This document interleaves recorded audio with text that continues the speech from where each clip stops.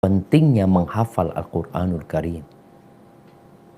Karena Allah sebutkan Al-Quran, ayat-ayat itu berada di dalam dada, hati orang-orang yang kasih ilmu. Bukan di dalam lembaran kertas, tapi berada dalam hati mereka. Ini tentunya keutamaan buat orang yang menghafal Al-Quran. Dan Rasul sallallahu alaihi wasallam juga bersabda, "Inna lillahi ahlina finnas." Sesungguhnya Allah Jalla Jalaluhu memiliki keluarga dari manusia. Qila man hum ya Rasulullah? Siapa keluarganya Allah ini dari manusia yang Allah angkat sebagai keluarganya? Menjadi orang-orang yang dekat sama Allah Jalla Jalaluhu. Qala ahlul Qur'an. Ahlul Quran, orang-orang yang cinta dengan Al-Quran, orang-orang yang dekat dengan Al-Quran, orang-orang yang menghafal, membaca Al-Quran, hum ahlullahi wa khasatuhu. Rawah Ibnu Majah. Mereka adalah keluarga Allah. Mereka adalah orang-orang khususnya Allah. Kita lihat di negara ini ada staf khusus presiden. Ada orang-orang khususnya Allah di muka bumi ini. Siapa?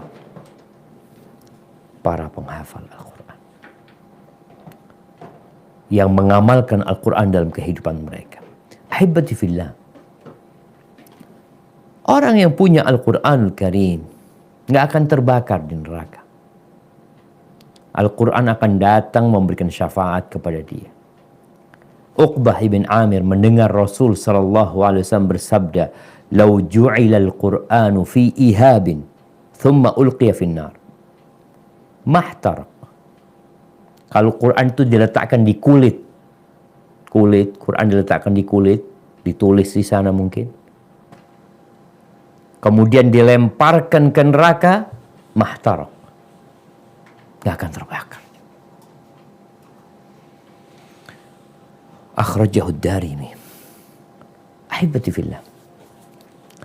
Namun semua keutamaan yang berkaitan dengan membaca Al-Quran, menghafal Al-Quran, mengajarkan Al-Quran, itu ada syarat dan ketentuannya. Apa syaratnya? Syaratnya orang ini harus ikhlas.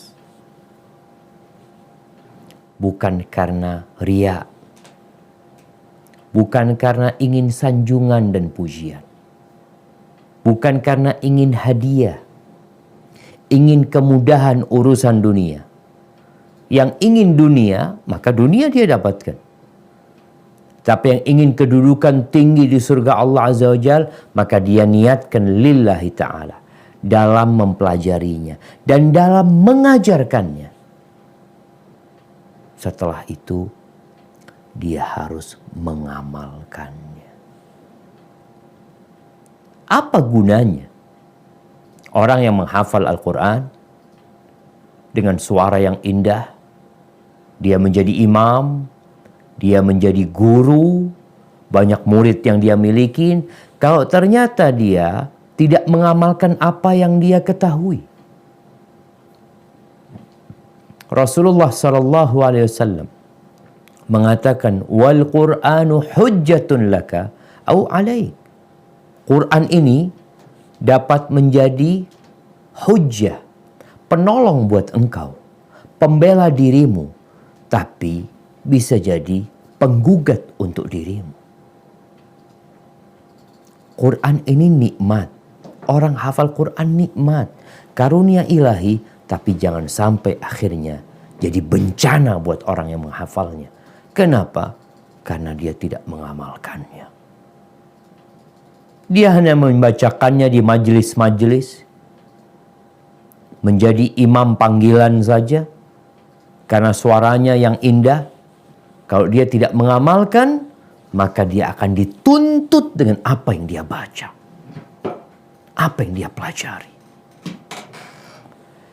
Ahibati fillah, untuk para orang tua yang memiliki anak-anak penghafal Al-Quran, mereka juga akan mendapatkan keutamaannya.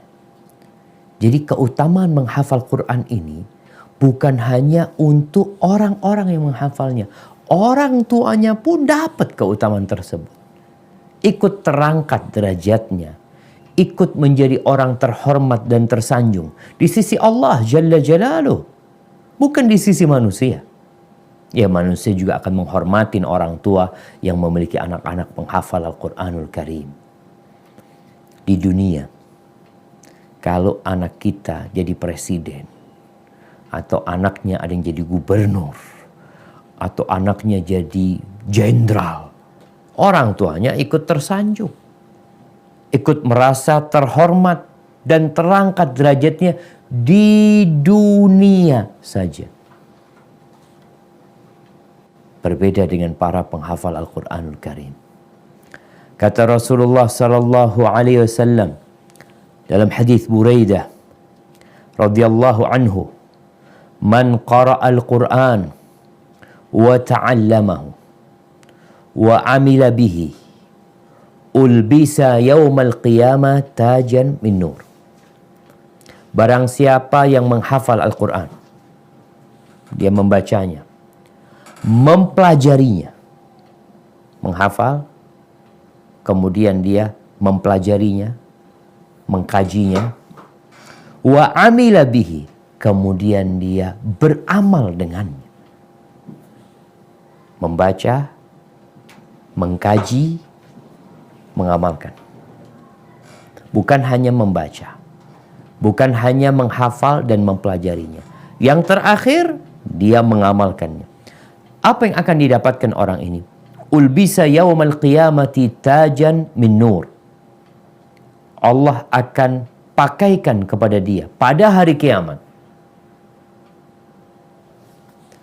Kenapa pada hari kiamat? Kalau dipakaikan di dunia, kalau dia dikasih medali, dikasih Nobel di dunia, medali itu akan ditinggal. Nobel itu akan dilupakan oleh dia. Karena dia akan menjadi bangkai di muka bumi ini. Tapi ini diberikan pada hari kiamat. Dikasih apa? Tajan min nur. Allah kasih mahkota. Dari apa? Dari cahaya. Bukan dari berlian. Bukan dari permata. Bukan dari emas 24 karat. Mungkin sebagian kita melihat ya, mahkota yang dipakai seorang raja yang bertahtakan batu-batu mulia. Allah akan berikan kepada penghafal Al-Quran. Ingat, yang mengkaji dan mengamalkannya. Kalau cuma hafal doang enggak. Dia mengkaji dan mengamalkannya, Allah kasih taj min nur, dari cahaya mahkota itu, bau'uhu mithlu bau'is syams. Cahayanya bukan seperti lampu yang di studio, tapi seperti cahaya mentari. Seperti cahaya mentari. Terang. Siapa saja akan melihatnya. Adakah orang yang tidak dapat melihat mentari? Ada. Orang-orang buta. Begitu pula dengan Quran. Ada orang yang tidak dapat melihat cahaya Al-Quran? Ada. وَلَا يَزِيدُ الظَّالِمِينَ إِلَّا خَسَارًا. Tambahan buat mereka kerugian. Ini orang Allah akan berikan mahkota. Yang cahayanya, dari cahaya yang seperti mentari cahayanya, terangnya. Taib, itu buat orangnya. Bagaimana dengan orang tuanya? Wa yuksa walidahu hullatain. Orang tuanya akan dikasih 2 pakaian setel. 2 setel pakaian. Bapak ibunya. La taqumu bihimad dunya. Tapi berapa harga pakaian yang diberikan kepada orang tuanya? 100 juta? 200 200 juta? Enggak. 1 miliar? Enggak. 1 triliun? Lah. Dunia dan isinya nggak bisa beli pakaian itu. Nggak bisa. Ini dari besarnya pahala yang Allah berikan kepada orang tua yang anaknya menghafal Al-Quranul Karim dan mengamalkannya. Bukan hanya menghafal ya. Karena banyak orang berpikiran fadilah ini pokoknya anaknya hafal Quran. Nggak. Kalau hanya menghafal kemudian tidak mengamalkannya, jadi bencana itu Quran. Bukan jadi pahala. Fayaqulani bima kusina. Mereka tanya ketika melihat pakaian yang begitu mahalnya. Dengan amalan apa kami dapat ini, itu dengan amalan apa loh? Mereka kan tahu dengan amalannya. Kita semua tahu dengan kerjaan kita. Maka dikatakan kepada keduanya, bi akhdi waladikumal Qur'an. Dengan perantara anakmu yang mengkaji, yang menghafal Al-Quranul Karim dan mengamalkannya. Rawahul Hakim. Subhanallah. Dan Al-Imam Ahmad dalam musnadnya, dan juga Abu Dawud dalam sunannya, serta Al-Hakim meriwayatkan hadis yang lain dari sahabat Mu'ad bin Anas Al-Juhani, bahwa Nabi alaihi salam bersabda, man qara al-Quran, barang siapa yang membaca Al-Quran dan menghafalnya. Dulu dikatakan aqra'uhum li kitabillah, orang yang paling membaca Al-Quran, maksudnya yang paling hafal. Wa amila bima fihi, ini dua hal harus bersamaan. Dia membaca Al-Quran, dia menghafal Al-Quranul Karim dan mengamalkannya. Ulbisa walidahu tajan yaumal qiyamah. Allah akan berikan kepada kedua orang tuanya mahkota. Kalau tadi dikasih pakaian, di riwayat ini dikasih mahkota juga orang tuanya. Pada hari kiamat itu. Bau'uhu mithlu bau'is syams. Cahayanya seperti cahaya matahari. Fi buyutid dunya. Lau kanat fikum. Seperti cahaya matahari yang masuk ke rumah-rumah orang. Gimana kalau kita lagi di rumah ya? Matahari masuk, menerangi rumah kita. Dari jendela sana masuk, kadang-kadang dari genteng yang dari kaca masuk. Jadi terang. Lau kanat fikum, kalau matahari itu ada di tengah-tengah kalian. Fama dhannukum billadhi amila bihada. Bagaimana menurut kalian pahala buat orang yang mengerjakan ini? Yakni yang menghafal dan mengamalkannya. Kalau orang tuanya aja dapat seperti itu, maka bagaimana dengan anaknya yang menghafal dan mengamalkan Al-Quranul Karim? Ahibati fillah, inna hadzal Qur'an yahdi lillati hiya aqwa. Quran ini menunjukkan kepada jalan yang paling lurus. Terus apa nasihat buat para orang tua? Bagi para orang tua yang punya anak-anak penghafal Al-Quran atau sedang niat ingin punya anak yang menghafal Al-Quran Al-Karim, maka yang pertama nasihat ana buat mereka dan buat diri ana sendiri terutama adalah memperbaiki niat. Innamal a'malu binniyat wa innama likulli imri'in ma nawa. Semua amalan itu harus ada niatnya. Dan semua orang akan mendapatkan apa yang dia niatkan.